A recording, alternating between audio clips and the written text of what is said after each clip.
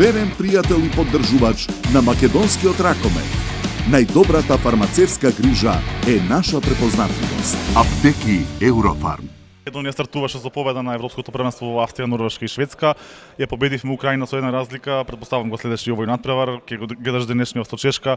Кои се твоите очекувања од настапот на твоите соиграчи поранешни? Па очекувањата, како и цела јавност, да поминеме првиот круг, што се мислам дека се тоа реални очекувања.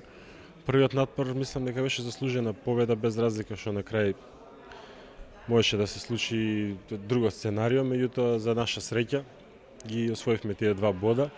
Треба да го заборавиме тој надпревар и да се сконцентрираме на денешниот кој е многу важен. Фактички е за пролаз дале. Ако победиме денес, мислам дека веќе сме влезени понатаму и Чешка стар познаник. Мислам дека имаме шанси. Далеко тоа дека сме фаворити, меѓутоа со една добра игра. Мислам дека треба малце подобро отколку што изигравме со Украина и да ги добиеме и да ги оствариме очекувањата. Ти си постигнувал во минатото важни голови кога се кршел резултатот на некој од надпреварите што сме ги играле на големите надпреварувања. Гледаш ли некој таков играч меѓу овие помладите, не се веќе млади, нели, но оние што се во втор план, да кажам, што би можел да има некоја таква помала улога, ама важна за националниот тим?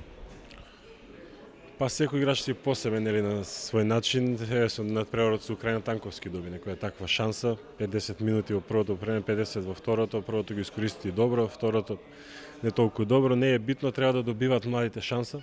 На вакви надпреварувања нема врска се дали бите, не бите надпревар, секој може да одигра добро. Чим стигнал до дресот на репрезентацијата, значи тоа значи дека играчот има квалитети и треба да добие шанса да го покаже тоа на терен.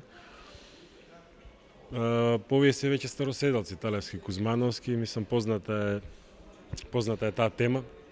Треба од секој надпревар се повеќе да дава, треба веќе да ја презема таа лидерска улога од Кире, од Столе и така натаму.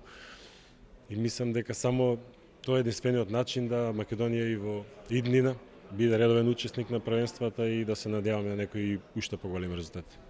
Ансо Јановски сега ти е тренер, а ти беше соиграч порано. Дали ти имаш некакви амбиции такви да се посветиш на тренерскиот занат во иднина?